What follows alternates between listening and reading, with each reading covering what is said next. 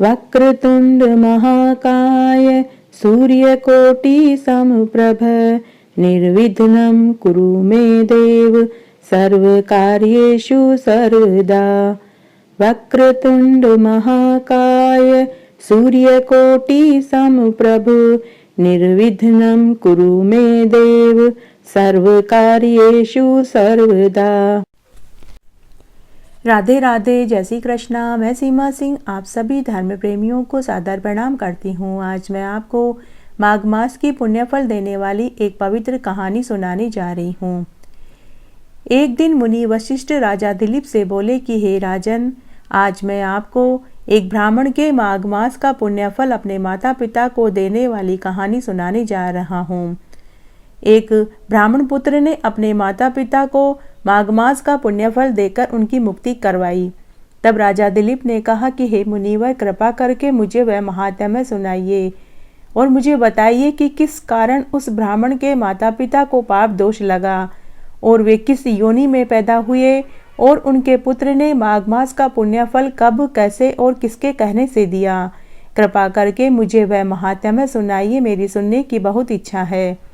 तब मुनि वशिष्ठ ने राजा दिलीप से कहा कि हे राजन, अब तुम वह महात्म्य ध्यान पूर्वक सुनो। इसको सुनने मात्र से ही पूरे माघ मास का फल प्राप्त होता है। तब मुनि वशिष्ठ ने कहा कि हे राजन, पूर्व काल में महिष्मतिपुरी में वेद वेदांग का पारंगत धर्मात्मा ब्राह्मण बुद्धि शर्मा अपनी पत्नी व पुत्र के साथ रहता था। वे सभी भगवान श्री कृष्ण के पूजा में हमेशा संलग्न रहते थे, हमेशा प्रिय वचन बोलते थे और अतिथि प्रिय थे। एक बार की बात है, वह ब्राह्मण दंपति काशी यात्रा पर पैदल निकले। तब मार्ग में एक वन में सरोवर के किनारे उन्होंने 3 दिन तक डेरा लगाया। उस वन में अनेक पशु पक्षी मृग आदि रहते थे। उस समय गर्मी का प्रचंड मौसम चल रहा था, भयंकर गर्मी पड़ रही थी। सभी पशु पक्षी मृग आदि उस ब्राह्मण दंपति के डर से सरोवर पर 3 दिन तक पानी पीने नहीं आए और नहीं अपने बिल से निकले, जिस कारण भूख और प्यास से अनेक पशु पक्षी मर गए। उनकी मृत्यु का पाप उन दोनों ब्राह्मण दंपति के सिर पर लगा। आगे मुनि वशिष्ठ राजा दिलीप से बोले कि हे राजन, फिर वे काशी यात्रा करके घर लौटे तो अज्ञात दोष के कारण ब्राह्मण की मृत्यु हो गई। उसकी पतिव्रता स्त्री पति के साथ ही सती हो गई। वे ब्राह्मण दंपति अपने कर्म दोष के कारण नरक के दुख भोगने के बाद वे दोनों ब्राह्मण दंपति नर और मादा कबूतर योनि में पैदा हुए। पूर्व जन्म में दोनों ब्राह्मण दंपति भगवान श्री कृष्ण के परम उपासक थे। इसी कारण उन्हें इस जन्म में पूर्व जन्म की सभी बातों का स्मरण था।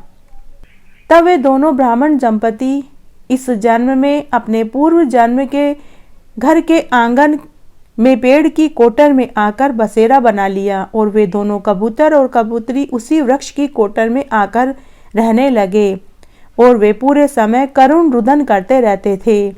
उनके रुदन से उनके बेटा बहू को बहुत पीड़ा होती थी।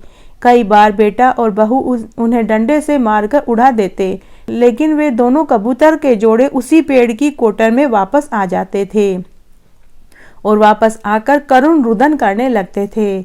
उनके करुण रुदन से दुखी होकर ब्राह्मण के पुत्र ने पेड़ की कोटर में आग लगा दिया, जिससे वे दोनों कबूतर और कबूतरी अध जले हो गए और मृत्यु के लिए छटपटाने लगे। तब उस ब्राह्मण के पुत्र को उस कबूतर के जोड़े पर बहुत दया आई।